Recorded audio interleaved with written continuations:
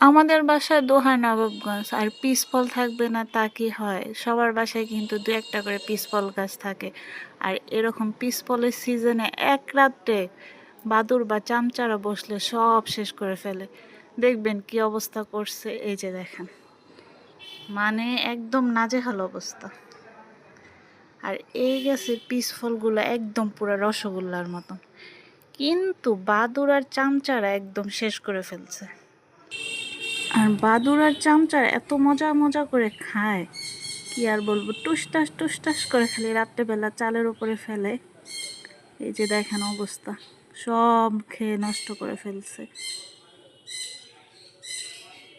আর তাদের যদি মন চায় এক রাতে এমন আছে পুরা গাছ সাবার করে ফেলতে পারে, মানে পিস ফল খেয়ে।